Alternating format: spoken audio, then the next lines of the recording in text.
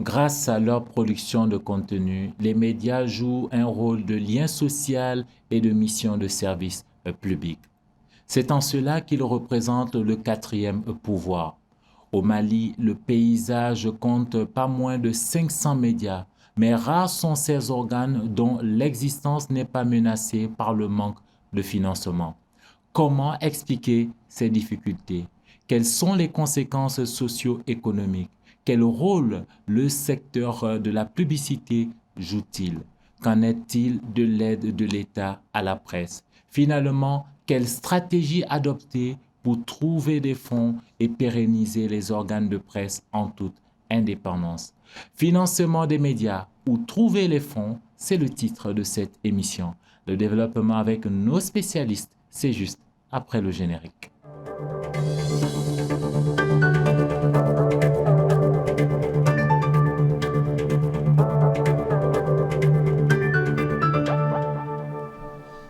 Bonsoir à tous et bienvenue dans Entreprendre, votre magazine dédié aux entrepreneurs et aux différents acteurs de l'économie. Il y a quelques jours, nous célébrions la Journée mondiale de la liberté de la presse. C'est pour nous l'occasion de parler du financement des médias qui reste l'une des difficultés majeures de la presse malienne. Avant d'en parler, je vous laisse découvrir le portrait de notre invité principal.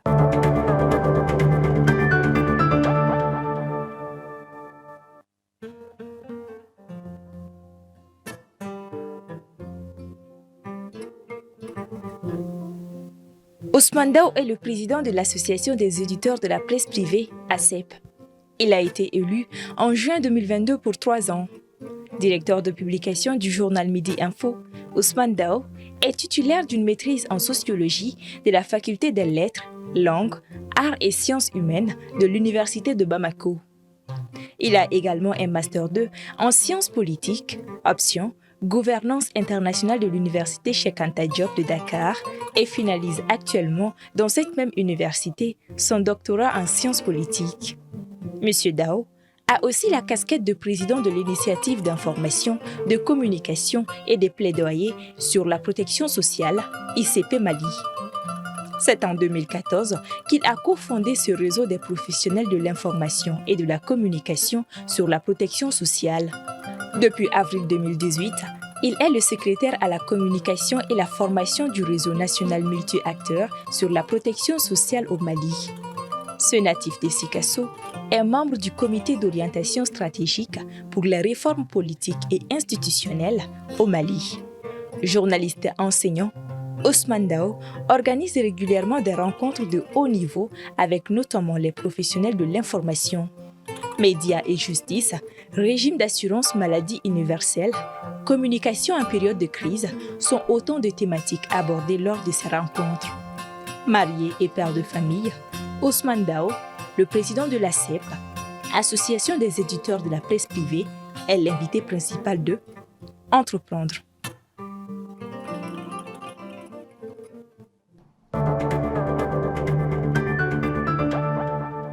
À présent, j'ai le plaisir de recevoir notre invité principal, Ousmane Daou, directeur de publication du journal Midi Info. Monsieur Daou, bonsoir et merci d'avoir accepté notre invitation.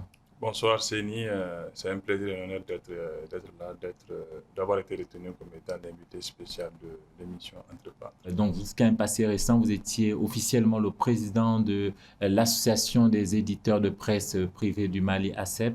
Aujourd'hui, qu'en est-il exactement? Oui, je suis à la tête, j'ai été élu à la tête de l'ACEP avec un bureau en juin 2022 pour un mandat de 3 ans. Je crois qu'après 6 mois d'exercice, il y a eu quelques incompréhensions avec certains membres de l'association. Donc, ce qui nous a installé effectivement dans une crise pour laquelle nous sommes en train de travailler à faire en sorte qu'elle soit définitivement derrière nous.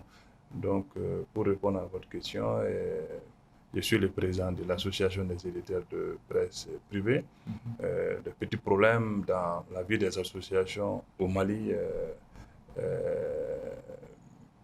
paraissent un peu normaux et je crois que C'est aujourd'hui ce qui frappe l'ACEP et nous sommes en train de travailler assidûment à ce que la grande famille de la presse écrite puisse se retrouver et que nous puissions en tout cas apporter notre contribution par rapport en tout cas, aux défis de la presse malienne d'une manière générale. En tout cas, nous avons le plaisir de vous recevoir en tant que directeur de publication du journal Midi Info. C'est un journal qui est dans le paysage médiatique depuis un bon bout de temps quand même.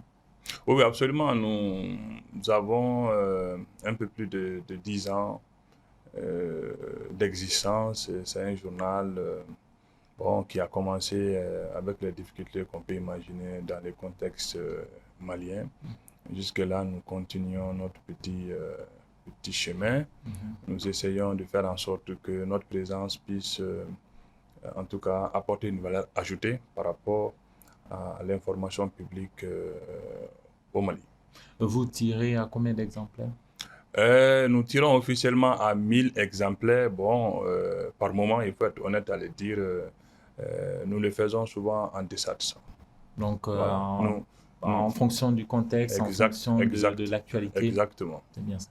Ouais. Le Mali est sur le podium des pays ayant le plus de médias dans la sous-région, plus de 500 médias reconnus.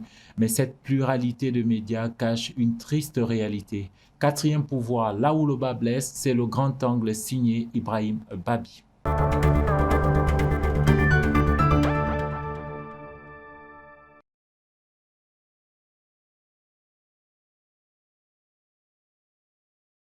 C'est lorsque le vent de la démocratie a commencé à souffler sur le Mali à la chute du régime du général Moussa Traoré en 1991 que le paysage médiatique national a été libéralisé.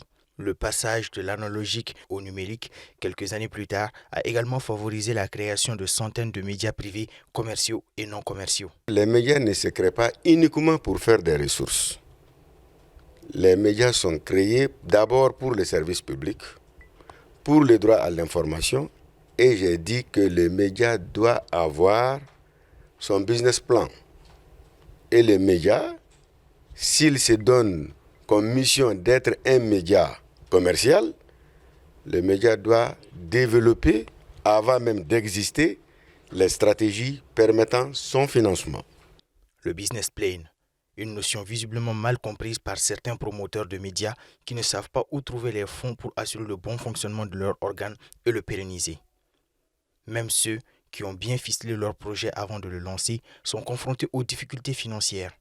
Cela se matérialise notamment par un manque de moyens matériels, l'absence de ressources humaines qualifiées et expérimentées dans certains organes, les difficultés structurelles, le difficile accès à la publicité ou encore des difficultés de vente des journaux. Le principal problème même, c'est les ventes. Tout le monde est unanime là-dessus. Si je dis tout le monde, je dis les organes des médias, surtout de la presse écrite. La vente vraiment ne prend pas en charge toutes les dépenses de l'organe. À la FIA, il y a eu beaucoup de difficultés dès le départ à cause de ce manque d'accompagnement financier de l'État et aussi des partenaires qui sont souvent qui ne financent pas forcément les médias, les entreprises de presse. Et donc ils préfèrent juste s'en tenir aux couvertures médiatiques et souvent c'est avec des miettes. Donc ça ne nourrit pas les entreprises de presse. Donc l'alternative c'est évidemment la publicité. Et la publicité aujourd'hui, il y a beaucoup de médias aujourd'hui, il y en a beaucoup. Et la seule stratégie valable pour moi c'est on va dire c'est la qualité des contenus. Plus vous diffusez des contenus de qualité, plus des partenaires peuvent être intéressés à vous accompagner et aussi renforcer notre présence sur les réseaux sociaux. La publicité reste l'un des principaux moyens de financement des médias. Mais à cause des nombreux sécuritaires politiques et institutionnels que traverse le pays depuis des années, ce secteur peine à pleinement jouer son rôle. Les organes de l'État sont soutenus par l'État. Que ça marche ou pas, l'État paye le fonctionnement. L'État paye les journalistes de l'ORTM et de la MAP. Mais ce sont les mêmes organes qui mobilisent, qui attirent toute la publicité. Pas parce qu'ils sont forcément les meilleurs, mais parce qu'il y a toujours la culture de parti unique, la culture d'organes d'État qui est là. l'État même ne fait rien pour une distribution juste de la masse publicitaire. Aux difficultés précitées s'est récemment ajoutée celle de l'électricité, qui depuis plus de 9 mois est devenue une source rare, ce qui occasionne des dépenses supplémentaires en carburant pour faire fonctionner les groupes électrogènes. Au niveau de l'énergie, toutes les recettes que nous avons aujourd'hui, tout rentre dans la consommation du carburant pour pouvoir faire fonctionner le matériel, pour maintenir toujours éveillé l'émetteur, les panneaux, tout. Donc c'est pas facile. Nous sommes confrontés à une grande difficulté, ce qui fait que au niveau de Djoliba même, on prend des mesures draconiennes. Hein. On réduit les charges à 50%, je dis toutes les charges, sans faire de précision. On réduit aussi, on est même allé à la réduction même du personnel pour pouvoir tenir. Le manque de régulation dès le départ du secteur des médias a entraîné un certain nombre de dysfonctionnements, notamment au niveau de l'installation des radios, si bien qu'aujourd'hui, le Mali compte plus de 400 radios. Les radios, surtout depuis 2012, se créent pratiquement au pied levé, s'installent dans des conditions précaires et commencent à fonctionner et perturbent même le fonctionnement des radios normalement installées. Pour réguler le secteur en mai 2017, les autorités ont signé un décret instaurant des frais d'implantation des médias audiovisuels. Ces frais ont été fixés entre 800 000 et 3 500 000 francs CFA pour les chaînes de radio. Quant au montant de la télévision, il varie entre 2 700 000 et 5 700 000 francs CFA. C'est quelque chose qui est prévu par la loi malienne depuis à peu près 1992, c'est-à-dire au moment où le paysage audiovisuel s'est libéralisé. Mais le gouvernement n'avait jamais mis en chantier l'élaboration d'un barème. Lorsque la haute autorité de la communication a été mise en place, elle a eu comme mission d'élaborer ce barème. Instauré par le président Alpha Oumar Konaré pour favoriser l'émergence des médias, l'aide de l'État à la presse se fait rare depuis quelques années. En principe, cette subvention est de 200 millions de francs CFA par an.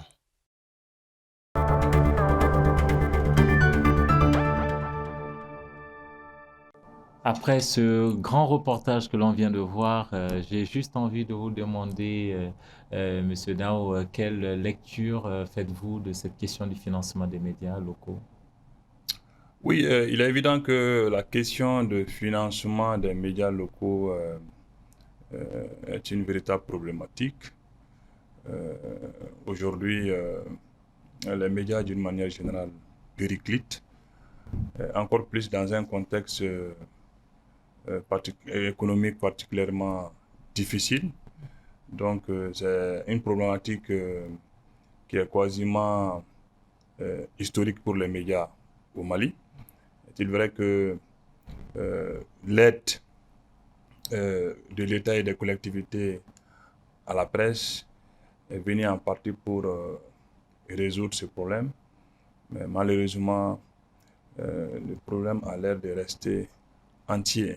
Et justement, vous allez nous expliquer tout à l'heure pourquoi ce problème est entier, est si tenté qu'il est. Justement, nous avons un second invité sur le plateau. Il s'agit de M. Ibrahima Thiokari. Il est vice-président de l'Association malienne des télévisions libres, Amatel. Monsieur Thiokari, bonsoir et merci d'avoir accepté notre invitation. À moi de vous remercier. Je précise également que vous êtes donc journaliste, vous avez plus d'une vingtaine d'années de carrière, vous avez fait 3 mandats à la Maison de la Presse, vous avez fait 10 ans à l'Union nationale des journalistes du Mali, vous êtes un éminent journaliste, donc vous enseignez, vous partagez également votre expérience, vous êtes le directeur de publication du journal Notre Temps. Et aujourd'hui directeur de la TV, de la télévision de tous les régions.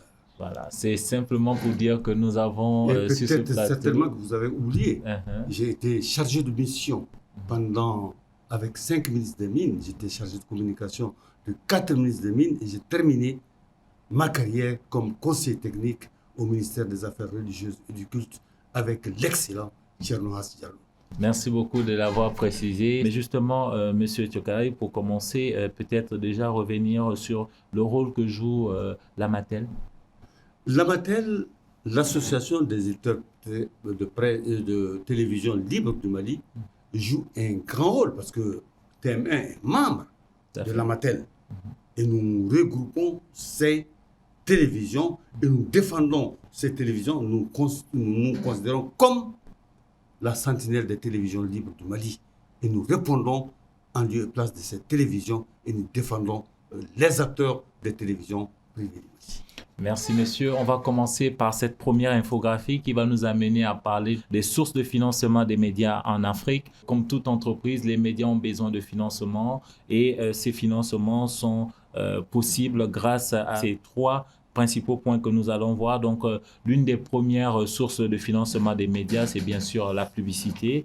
Nous avons la vente en kiosque pour ceux qui ont des journaux. Nous avons l'abonnement, même si là aussi, vous allez nous dire ce que vous en pensez. Si au Mali, c'est une réalité, en tout cas en ce qui concerne certains médias. Nous avons les dons. Nous avons les dons et nous avons l'aide de l'État. L'aide de l'État, nous allons en parler tout à l'heure. Mais monsieur, quand on prend déjà les quatre principaux points que je viens d'évoquer, publicité, vente en kiosque, abonnement et dons, on peut le dire, il y a quelque chose pour que les médias se financent. Je vais commencer par vous. Non, moi je crois que je suis directeur de publication du journal Notre Printemps.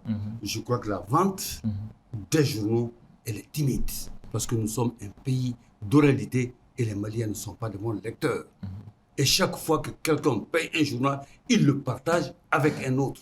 Je termine de lire, je passe le journal à l'autre. Donc les gens ne payent pas les journaux. Donc contrairement à d'autres pays où chacun achète son journal. Où chacun, si vous partez en Côte d'Ivoire, au Burkina, des pays où j'ai fait mes études, les gens se réveillent le matin et chacun va au kiosque payer son journal. Il ne se le passe pas. Mais au Mali, c'est le contraire. Monsieur Dao, par rapport aux différentes sources de financement? Oui, je pense que c'est effectivement les différentes sources qui permettent effectivement de financer les médias au Mali. La publicité, elle est là. Je pense que ce n'est pas par hasard que cette source a été placée au premier plan, parce que bon, il est vrai que une part importante des ressources des médias vient de la publicité. Quand vous regardez par exemple particulièrement les journaux, vous verrez bien qu'il y a beaucoup de publicité à l'intérieur des journaux et généralement ces publicités sont mieux payées que les abonnements. Que les abonnements. Par exemple, quand vous avez un abonnement annuel pour un journal hebdomadaire, difficilement vous partez au-delà de 50 000 francs, alors qu'en une seule parution... 50 000 francs par mois? Par an. Par an. Alors qu'avec une publicité bien négociée pour une demi-page ou souvent même pour un quart de page, ça dépend aussi du standing du journal. Vous pouvez vous retrouver avec quelque chose autour de ça ou même au-delà. Donc, c'est dire que... Mais c'est une piste, justement, qui doit être davantage exploiter la piste de la publicité, donc pour que les médias puissent engager le maximum de profit. Je suis d'accord, hein, la vente en kiosque, elle est...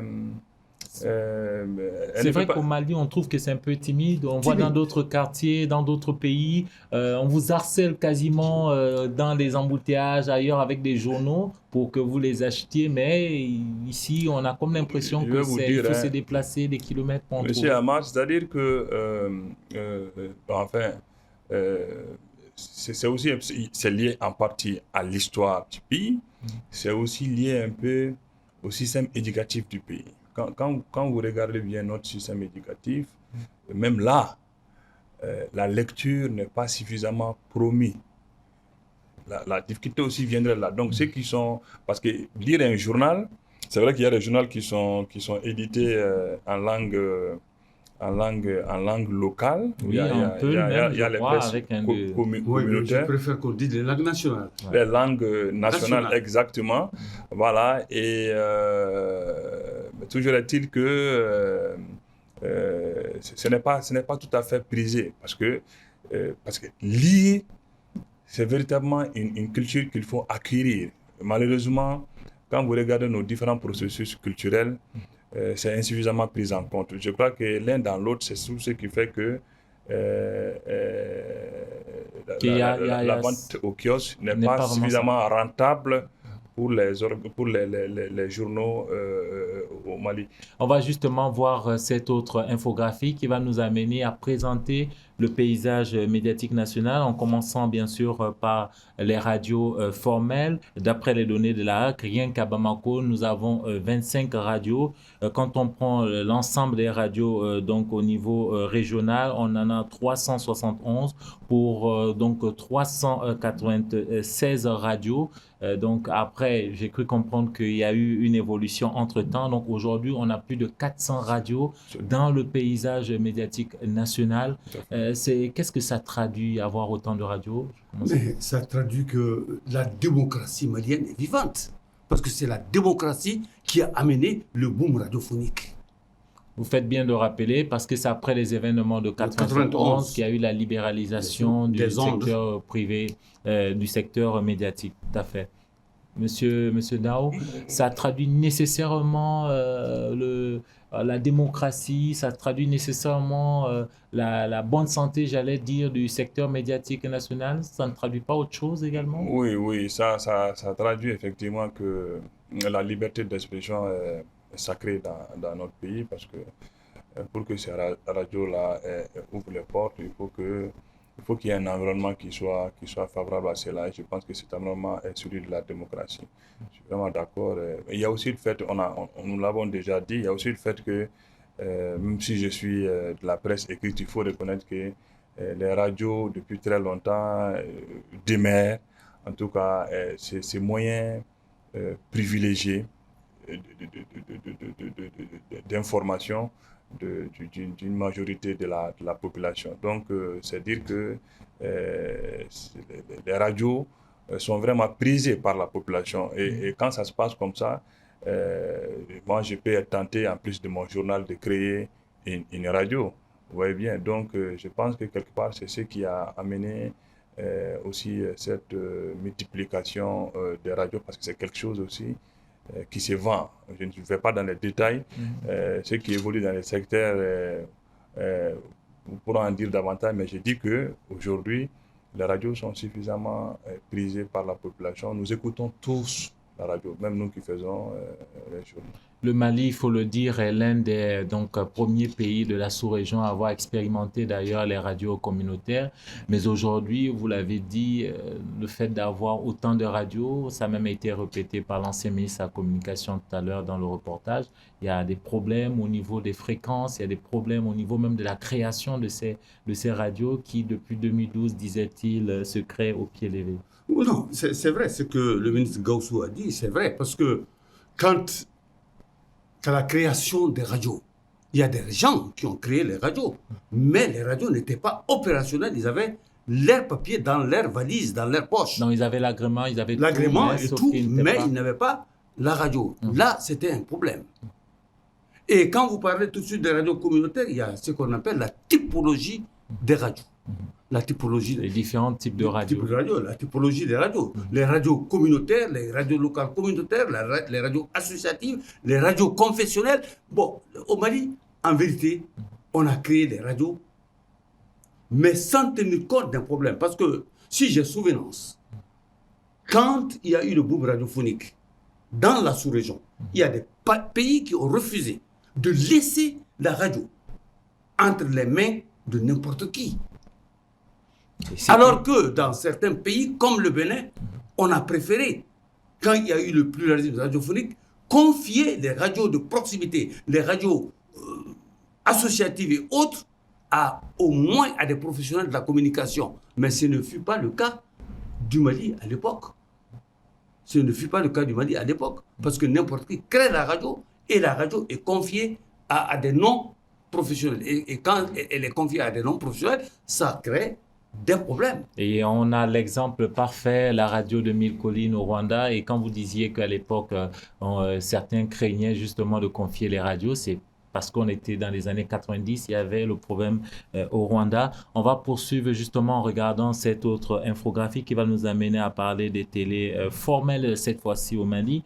On parle de 28 télés rien qu'à Bamako, on parle de 15 télés au niveau régional et même là encore, on parle que des télés formelles, on ne parle que des radios formelles parce que, il faut le dire, pour ce qui concerne les radios en tout cas, il y a aussi des radios informelles, notamment dans les régions. Monsieur Dao, là aussi, on voit qu'il y a autant de télé, il y a même plus de télé au Mali que quand on prend certains pays de la sous-région où on réunit toutes leurs télévisions. Qu'est-ce que là aussi, ça prouve concrètement? Est-ce que c'est simplement le fait qu'on soit passé et vous connaissez bien l'époque où on était, c'était qu'on soit de l'analogique au numérique? Oui, il y a cela. Je crois que c'est une donnée déterminante. Je pense que l'analyse est la même pratiquement pour les télés et les radios. Hein. Voilà, et maintenant, il faut peut-être remarquer que pour la seule capitale Bamako, on enregistre 28, 15 seulement à l'intérieur. Bon, cela évoque quand même une certaine disparité qui peut-être mériterait d'être prise en compte à l'avenir. Aujourd'hui,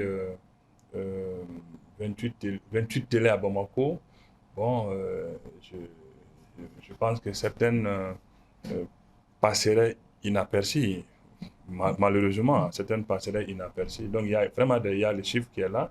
Il y a vraiment des efforts à faire pour que, en tout cas, que ces 28 télés puissent effectivement avoir une certaine valeur ajoutée. Voilà. Je ne l'ai pas précisé, mais quand je parle de 28 télévisions à Bamako, il y a aussi les télévisions régionales qui sont implantées ici, qui sont ici pour des raisons de sécurité pour certaines. Je ne vais pas en citer des noms, mais je pense que les téléspectateurs pourront s'y retrouver. Est-ce que la création de ces télévisions, M. Toukari, c'est aussi à cause de la redevance qui est relativement abordable, on va le dire ainsi, par rapport à d'autres pays? Est-ce que la redevance, elle est abordable? Quand on regarde en Côte d'Ivoire, comparativement... En Côte d'Ivoire, c'est très élevé. 200 millions de francs CFA. C'est pas élevé, mais malheureusement, les rentrées d'argent, les télévisions ne peuvent pas même se prendre en charge. Tout à fait. On a créé des télévisions, mais les télévisions ne peuvent pas se prendre en charge.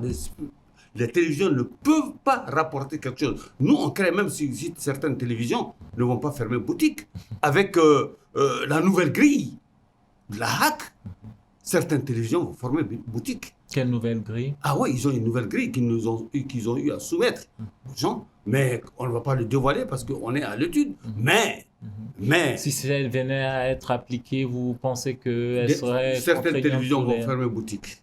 Monsieur Dao, on n'a pas parlé de la presse écrite. Aujourd'hui, la presse écrite, le paysage, en tout cas au niveau de la SEP, vous en enregistrez combien? Au niveau de la presse écrite, un peu plus généralement, on pourra dire que nous avons près de 300 journaux. 300 journaux. Je dois rappeler que l'ASEP est la principale faîtière de la presse écrite, qui est aujourd'hui à plus de 230 membres. Donc, en fait, le reste est réparti entre d'autres organisations, nettement assez moins représentatives par rapport à l'ASEP. Je rappelle au passage qu'il y a le groupement patronal de la presse. J'ai vu Chana Takiou qui a parlé dans votre élément. Il est le président du groupement patronal de la presse et dont l'organisation aujourd'hui, je crois, compterait à peu près une quinzaine de journaux. Voilà, donc les restes, souvent, il faut le dire, les restes, j'emprunte son expression, à fermer boutique, sont très très irréguliers. Mais quand on parle des journaux au Mali, puisque c'est des exigences formelles, légales, donc on est obligé de les évoquer. Donc tous ces journaux sont répartis entre des journaux qui sont en activité, qui paraissent assez régulièrement, d'autres qui sont irréguliers, d'autres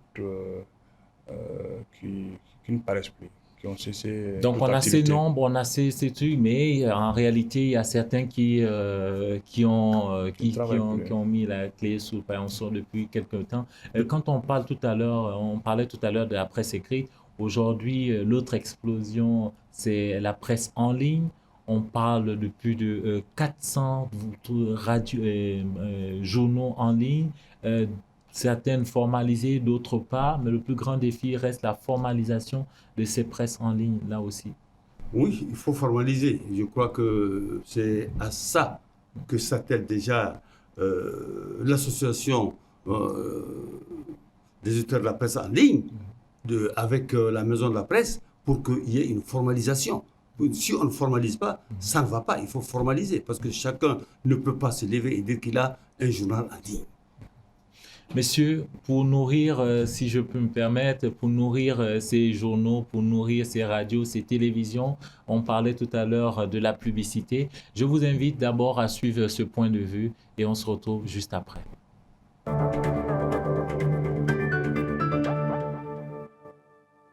Est-ce que les médias vivent de publicité ou d'aide publique?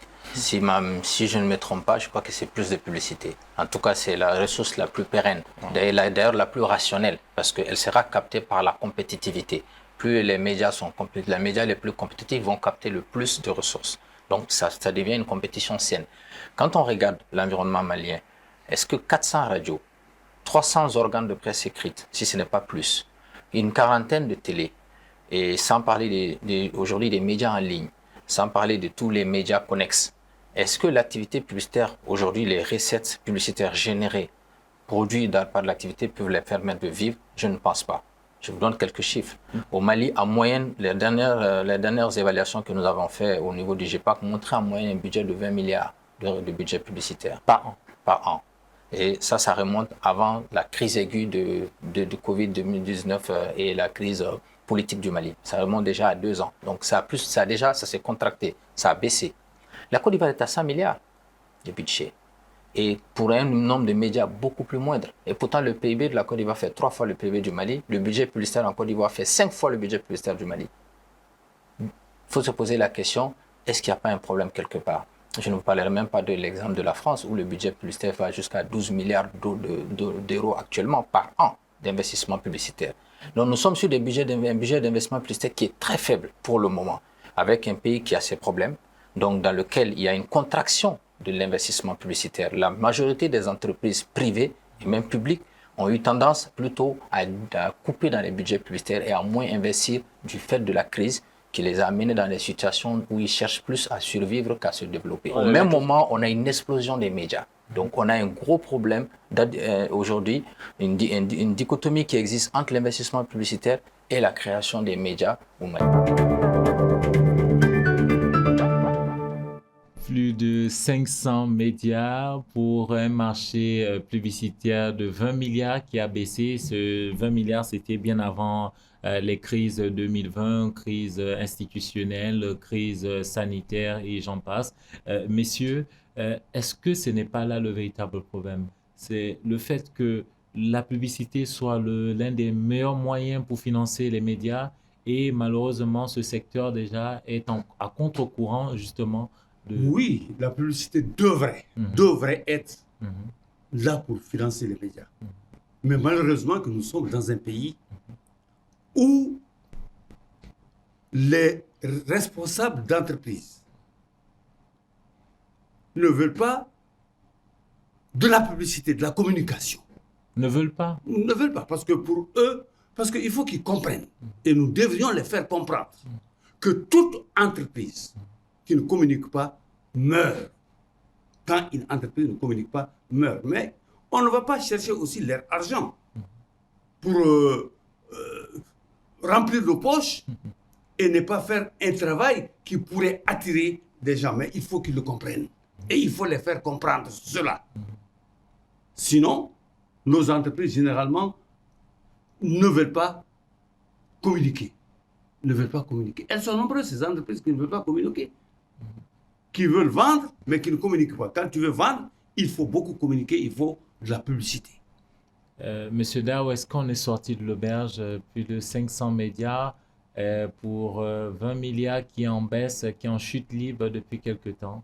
Non, on est loin de sortir de l'auberge. Moi, je pense qu'il y a des adaptations, des réadaptations qui sont à faire. Je suis d'accord que il y a la nécessité de travailler à faire en sorte que l'utilité des médias d'une manière générale puisse être connue, reconnue par ces structures effectivement qui donnent de la publicité. Je crois qu'il y a aussi en même temps cet effort qui doit être fourni pour faire en sorte que, en tout cas, qu'il y ait beaucoup plus de professionnalisme au sein du monde des médias, parce que je pense que cela aussi donne une certaine assurance aux structures. Sinon, il y a de la publicité, mais cette publicité est distribuée de manière très, très sélective.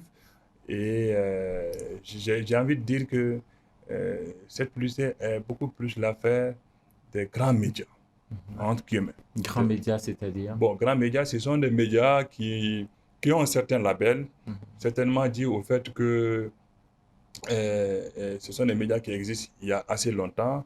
Ce sont des médias qui ont travaillé à faire en sorte qu'ils soient assez visibles sur la place publique.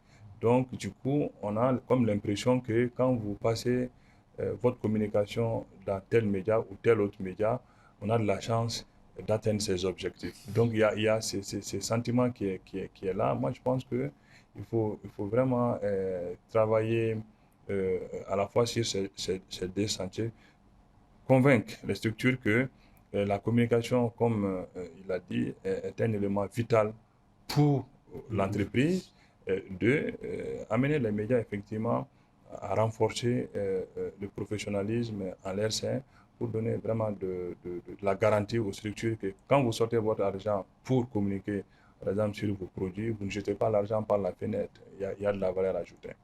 On va voir donc cette infographie qui parle des 20 milliards de francs CFA de marché publicitaire avant la crise. Et c'est pour moi l'occasion de vous demander, Monsieur Etiokari, est-ce que aujourd'hui, vous, homme de médias, vous, patron des médias, que ce soit la presse privée, la presse écrite, la presse en ligne, les télés, radios, est-ce que vous n'avez pas aussi une part de responsabilité dans cette situation du déficit de financement dans les médias? Parce que quand on voit, on entend dire qu'une radio a pris 10 000 francs pour faire passer des publicités pendant un mois et que l'autre refuse 100 000 francs pour faire passer des publicités pendant un mois, est-ce que là, vous n'avez pas aussi votre responsabilité? Notre responsabilité est grande. Parce que c'est ce que je disais au départ. Je disais que quand il y a eu ce boom radiophonique, même les publicités, pas seulement les publicités, même les avis et communiqués. On vient, on te donne 500 francs, au lieu de donner même au promoteur, celui qui dit le communiqué, il met l'argent en poche. Et quelqu'un qui fait la publicité pour une entreprise, qui prend 10 000 francs, 10 000 francs, 10 000 francs, ce n'est pas de l'argent pour faire une publicité. Mais il faut qu'on fasse une certaine coordination entre les hommes de médias, entre radio, entre presse écrite, presse en ligne. Il faut que les gens s'asseyent, discutent et ensemble voient quel barème. Définir un barème. Donc, mais chaque radio a son barème, chaque journal a son barème. Chacun a son barème. Chacun a son barème. Où allons-nous quand chacun a son barème? Le moins offrant, les entreprises sont obligées de se diriger vers le moins offrant. Et c'est ce qui se passe. Et comment justement vous êtes organisé à votre niveau aussi, au niveau des éditeurs de presse? Est-ce que là, à ce niveau, vous êtes mieux organisé que certains secteurs ou bien c'est la même chose? On n'est pas mieux organisé, on subit le même sort d'une manière générale, malheureusement. Aujourd'hui, il faut créer des préalables pour accéder au métier. C'est extrêmement important. Aujourd'hui, la porte est grandement ouverte. N'importe qui y accède. Souvent, on y vient juste pour trouver de quoi survivre. Quand vous venez avec un tel état d'esprit dans une profession, vous voyez bien que ça peut mal tourner. Donc aujourd'hui, c'est un monde qui est rempli, excusez-moi l'expression, de n'importe qui. Il y a toutes sortes de personnes à l'intérieur. Donc ce qui fait que il y a toutes sortes de pratiques. Il y a toutes sortes de pratiques, vous l'avez dit, vous refusez. Parce que quand vous ne vous mettez pas en valeur, vous ne devez pas compter sur quelqu'un d'autre pour le faire. Vous êtes le premier acteur pour vous valoriser. Donc, il y a cette nécessité effectivement à ce que les acteurs des médias se valorisent eux-mêmes. Donc, pour ce faire, ça c'est un travail individuel qu'il faut faire. Maintenant, au niveau collectif, comme il y a des organisations qui existent, c'est aussi à ces organisations effectivement de mener les réflexions nécessaires pour pouvoir en tout cas mieux organiser les différents acteurs du secteur pour que, en tout cas, les journalistes puissent vivre de son métier. Ça, c'est extrêmement important. Il y va carrément même de la liberté du journaliste. Un journaliste qui n'arrive pas, en tout cas, à faire face au minimum vital, est tenté effectivement de marchander sa liberté. Ça peut jouer sur sa crédibilité, sur le traitement de l'information. Exactement. Messieurs, tout à l'heure, dans le grand reportage, on a entendu, je crois, le directeur de publication du 22 septembre dire que, voilà, donc toutes les publicités ou quasiment toutes les publicités étaient orientées vers les médias publics au détriment des médias privés. Vous en pensez quoi? Vous êtes d'accord? Bon, aujourd'hui, quand vous prenez, quand il parle des médias publics, il parle de l'ORTM et de l'AMAP. Mais quand vous voyez aujourd'hui, Chérif La TV, on ne va pas citer les médias. Oui, mais Chérif La TV reçoit beaucoup de publicité, comme Renouveau, comme vous-même, peut-être comme Joliba. Parce qu'il y a des télévisions qui sont sorties du lot des télévisions privées qui trouvent aujourd'hui la publicité. Mais ils ne vont pas avoir la publicité autant que l'Office de la radiodiffusion télévision du Mali, qui est là depuis des années et des années. Donc c'est une affaire sans mal de durée qui a déjà ses racines implantées, qui a ses adeptes et qui ne vont pas abandonner l'Office de la radiodiffusion télévision pour diriger les fonds publicitaires vers ces télés privées. Mais il faut que les télévisions privées et les radios privées fassent du bon travail. Quand elles feront du bon travail, je crois qu'elles vont attirer les clients qui vont venir avec leur publicité. Et c'est le cas, comme je dis, de Chérif La TV aujourd'hui, en tout cas que nous envions beaucoup. Messieurs, nous marquons une courte pause et on se retrouve dans une poignée de secondes. Nous allons parler de l'aide de l'État à la presse. Pourquoi cette aide n'est plus présente ou constante comme c'est souhaité par nos hommes de médias. Justement, faut-il maintenir cette aide à la presse? Pourquoi? Nous en parlerons dans une poignée de secondes. À tout à l'heure.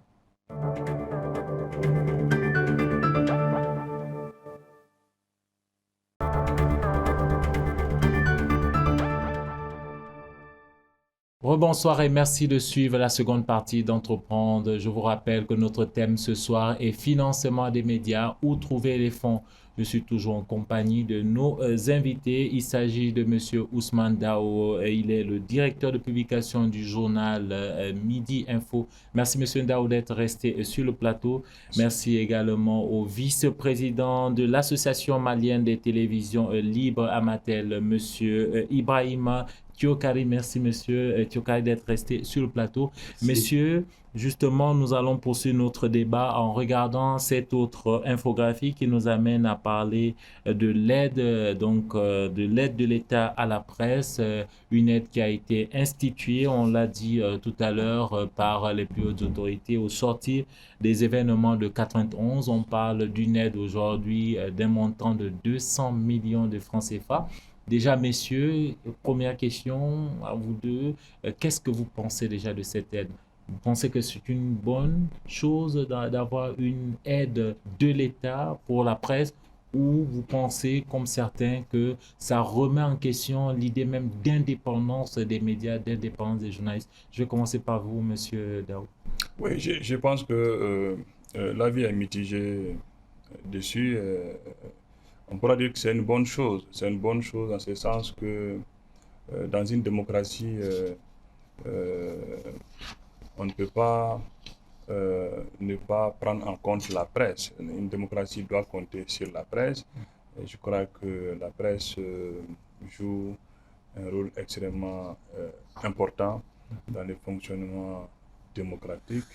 Donc, c'est à la limite une mission de service public que la presse joue. Donc, c'est tout à fait normal et légitime que des ressources publiques puissent être octroyées à cette presse afin qu'elle puisse mieux assumer son rôle pour l'efficacité, pour le meilleur fonctionnement de la démocratie. De l'autre côté, si une chose c'est de donner cette aide, l'autre chose c'est de faire en sorte que cette aide puisse véritablement participer à cet objectif-là qui consiste effectivement à amener la presse à mieux s'assumer dans le fonctionnement de la démocratie. Donc il ne faut pas simplement attendre de l'aide chaque année pour payer ses employés, pour acheter du matériel, pour vivre en un mot. Il faut vraiment se diversifier, ça c'est clair, c'est la norme. Quand je reçois l'aide à la presse, je suis libre de l'utiliser comme je veux. Si je veux, je peux utiliser. C'est venu pour ça. C'est une aide. Je peux payer mes factures d'électricité avec, je peux payer les loyers avec, je peux payer mes agents avec. Mais toujours est-il que lorsque, en tout cas, le fonctionnement de mon entreprise ou encore de mon organe est lié à cette aide-là, ça devient problématique. Ça me rappelle un peu les établissements scolaires privés qui, pour beaucoup d'entre eux, en tout cas, fonctionnent sur la base des subventions de l'État. Vous vous rendez compte que souvent, quand cette subvention-là traîne, nous avons appris des nouvelles dernièrement, c'est extrêmement compliqué. À peine on arrive à payer les agents. Donc, c'est dire que c'est une aide, ce n'est pas une prise en charge, il faut le préciser. Donc, je dis que c'est une bonne chose que cette aide-là soit accordée à la presse, mais de l'autre côté, il faut veiller à ce que, en tout cas, cette aide puisse remplir, en tout cas, puisse jouer le rôle pour lequel elle a été consentie, quoi. Monsieur Tchokari? Oui, je crois que cette aide est une bonne chose. L'État a apporté à la presse cette aide pour éviter un fonctionnement au ralenti de la presse. Mais cette aide, elle est dérisoire, elle est insignifiante. 200 millions à partager entre 500 radios, 48 à une 50 télé, à 300 journaux. Et si vous faites la balance, est-ce que les journaux, les radios et les télévisions auraient une somme importante pour financer, pour payer le salaire de leurs agents, ou pour payer du matériel et autres? Non. Je crois que cette aide, c'est du boom. Au sortir de la conférence nationale de 91, en 91, quand le président démocratiquement élu Alpha Omar Konaré a mis cette aide à la disposition de la presse, on l'a applaudi. Malgré qu'on sait que cette aide, elle était insignifiante pour le nombre de journaux. Même à l'époque, sachant qu'il n'y avait pas autant de médias qu'aujourd'hui, il n'y avait même pas une dizaine de médias. À l'époque où les gens avaient quand même une somme importante, en tout cas importante. Mais au fil du temps, je crois que Ousmane est là. Je crois qu'ils ont partagé au niveau de l'ACEP la dernière aide. Il y a des gens qui sont sortis avec 500, 400, 600, même 150 000. Justement, donc, je dis que ça ne peut pas prendre en charge. C'est seulement pour aider les gens. Alors que quand vous prenez d'autres pays, moi j'ai assisté à répartition d'aide à la presse en Côte d'Ivoire. Justement, vous me tendez une perche. Je vous invite à regarder cette infographie qui nous amène à parler de l'aide donc de l'État à la presse chez les voisins sénégalais, ivoiriens et même burkinabés. Alors, quand on regarde le podium entre ces trois pays que je viens de citer, le Sénégal est devant. En 2024, donc cette année, le Sénégal est passé à 1,9 milliard de francs CFA d'aide à la presse contre 1,4 milliard de francs CFA l'année dernière. Avant cela, le Sénégal était en 2020 à 800 millions de francs CFA. La Côte d'Ivoire est aujourd'hui à 1,2 milliard de francs CFA. Avant cela, la Côte d'Ivoire était à 700 millions de francs CFA avant la COVID-19. Le Burkina Faso est actuellement à 400 millions de francs CFA. Messieurs, vous l'avez dit, tous ces pays ont moins de médias que nous quand on fait le cumul. Monsieur Dao, par rapport à la répartition au Mali, comment est-ce que ça s'est passé? La dernière répartition a eu lieu quand et c'était sur un montant de combien pour les éditeurs de presse? Oui, déjà, je dois dire que quand on regarde effectivement ces chiffres-là, c'est assez séduisant. Vous savez, le Mali, si en tout cas, on doit parler sur la base des dernières informations qu'on a. Économiquement, je pense que le Mali est en avance par rapport à un pays comme le Burkina. Aujourd'hui, le Burkina donne le double à sa presse. Je crois que quelque part, tout cela dépend de la vision, tout cela dépend de la vision politique.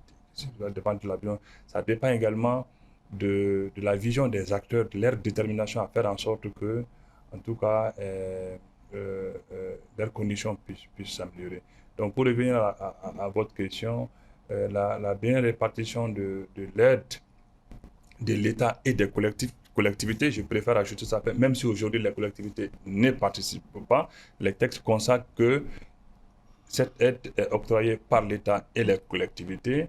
Ça remonte de 2020, la répartition à proprement dit, mais c'était une répartition qui prenait en compte l'aide versée en 2018 et en 2020 d'une manière normale et de manière spécifique avec un apport à l'époque du Premier ministre Boubou Cissé qui avait accepté de consentir un montant de 200 millions ajouté au montant formellement octroyé à la presse. Donc, ce qui nous a ramené à quelque chose autour de, je crois que c'est exactement 361 millions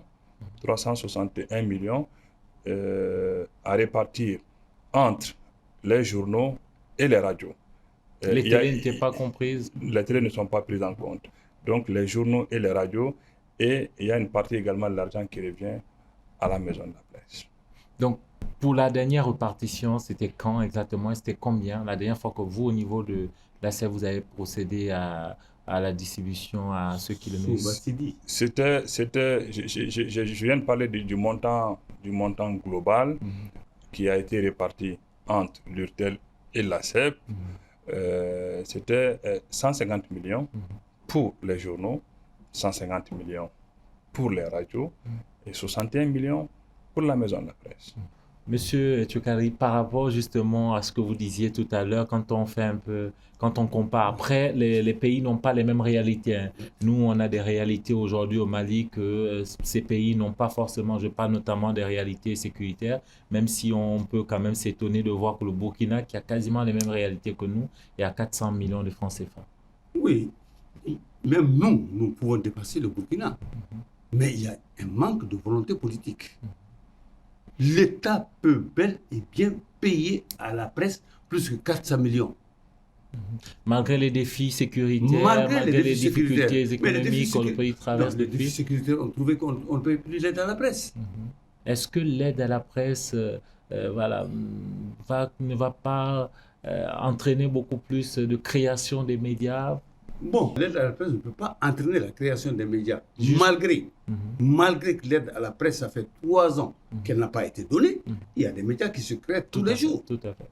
Mais seulement ce que je voulais dire, est-ce qu'on devrait partager les 200 millions entre les journaux, les radios et autres? Moi, j'ai vu en Côte d'Ivoire, l'aide à la presse, c'est des véhicules qu'on offre aux gens les plus méritants. Les plus méritants. On donne des consommables, on donne du matériel roulant et autres, des caméras qu'on donne aux différents organes. Alors que cet argent dérisoire, si on le partage, ça ne sert à rien qu'à 200 000 francs, les gens vont aller payer du poisson et puis... Donc vous êtes favorable pour que cette aide-là devienne en fait une sorte de subvention qu'on accompagne d'une autre manière plutôt que de façon pécuniaire? Excusez-moi, c'est-à-dire qu'il faut le préciser. En fait, quand on parle de l'aide à la presse, il faut la comprendre sous deux dimensions. Il y a une première dimension qui est l'aide directe. Qui est l'aide directe. Ça, c'est en termes d'argent qu'on met à la disposition des organes de presse. Il y a aussi l'aide indirecte. Donc, je crois que l'aide indirecte prend en compte le fait qu'il y a la possibilité, effectivement, de faire des avantages fiscaux, par exemple, pour les entreprises de presse. On a vu récemment au Sénégal, Macky Sall, avant de partir, il a pris une décision importante par rapport aux entreprises de presse sur le plan fiscal. Il y a aussi des avantages en termes de, par exemple, de déplacement pour les journalistes. Il y a des avantages en termes d'équipement, etc. Donc, tout ce qui n'est pas de l'argent, en général, est à loger dans la dimension aide indirecte. Malheureusement, aujourd'hui, cette aide indirecte est très insuffisamment exploitée, pour ne pas dire qu'elle n'est pas du tout exploitée. Donc je crois que quelque part il revient effectivement aux acteurs de presse d'activer cela et de faire en sorte qu'ils puissent, dans les textes déjà, consacrer cela. Voilà.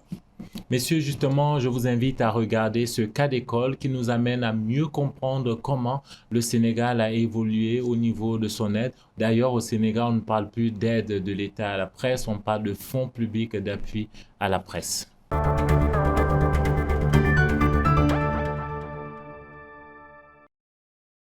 L'aide de l'État à la presse a été instituée au Sénégal en février 1996.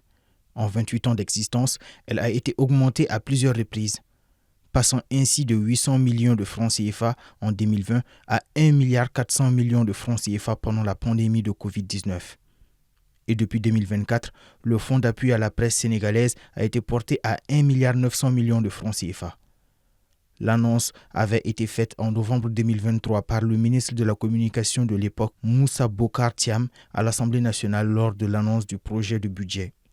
À cet effet, il avait déclaré, je cite, « Un soutien financier a été apporté à 190 entreprises de presse, à 166 radios communautaires ainsi qu'aux organisations des médias. » On est passé de ce qu'on appelait aide à la presse avec un pouvoir discrétionnaire du ministre de la distribution des fonds à la gestion de cette aide par un comité mis en place par un décret de 2021. C'est ce comité qui procède à la répartition de ce fonds en obéissant à des critères précis. Fin de citation. Que l'on doit à la presse écrite ou audiovisuelle pour bénéficier du fonds, il y a des critères à respecter.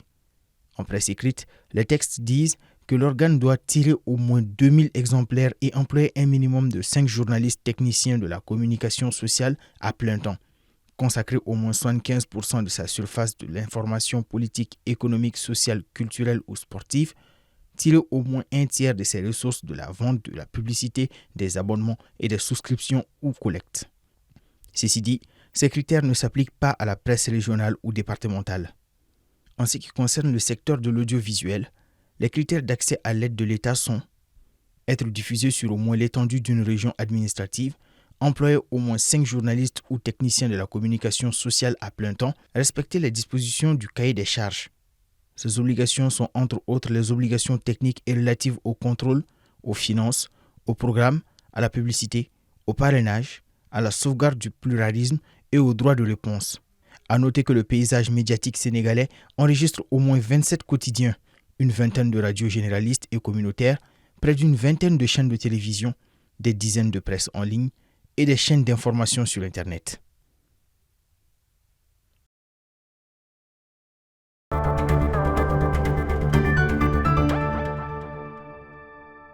Monsieur, le Sénégal, on a vu que c'est une évolution. Le Sénégal a commencé avec l'aide à la presse en 1996.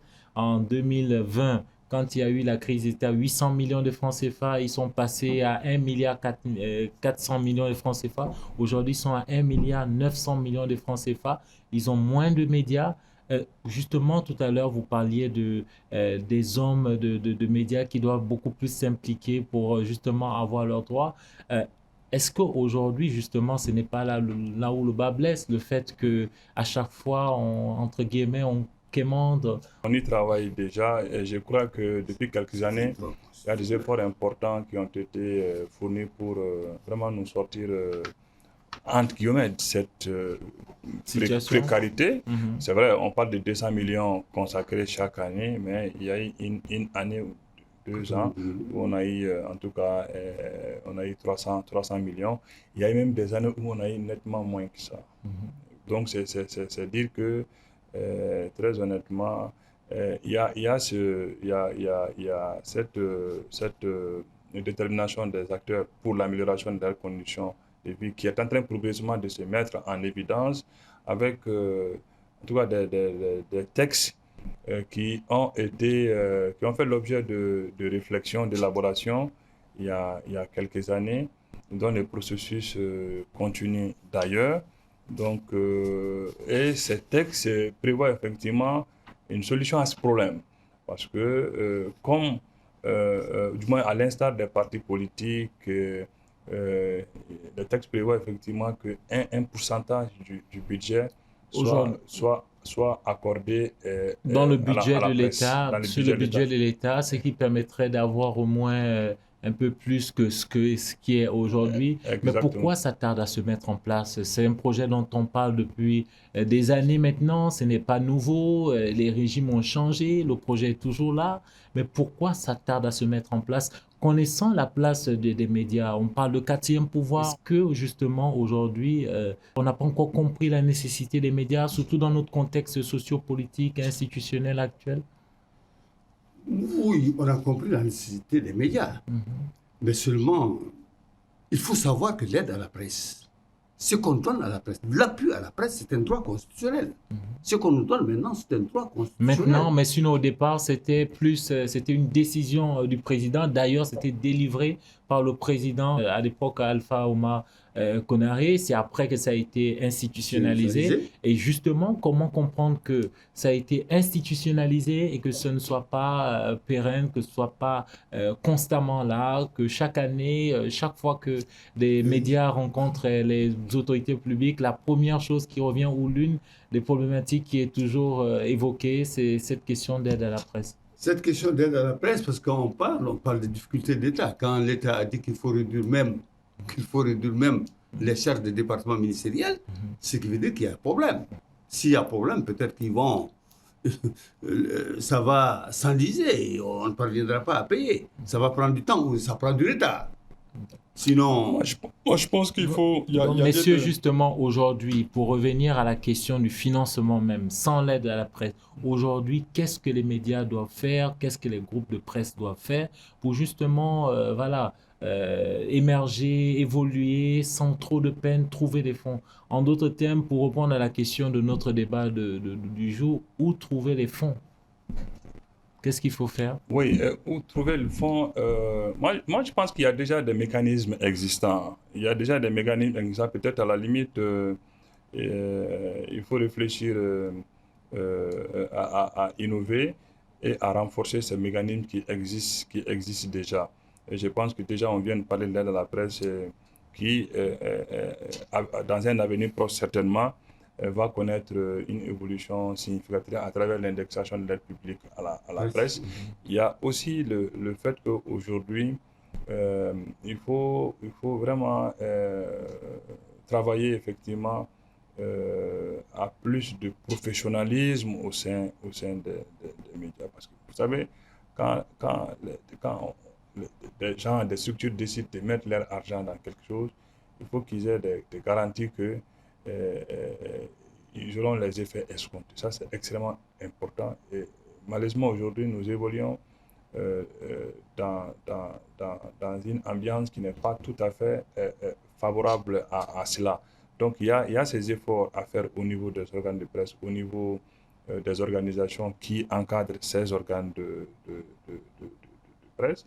Et moi, je pense qu'il faut également travailler, je dirais, à plus d'unité, à plus de cohésion au sein du monde des médias d'une manière générale. Ça, c'est extrêmement important parce que, vous savez, quand il n'y a pas cette unité, il n'y a pas cette cohésion, c'est souvent très difficile. Quand vous partez en rang dispersé, ça ne vous facilite malheureusement pas la tâche. Donc, il y a énormément d'efforts à faire à ce niveau. Je pense que nous en sommes capables parce que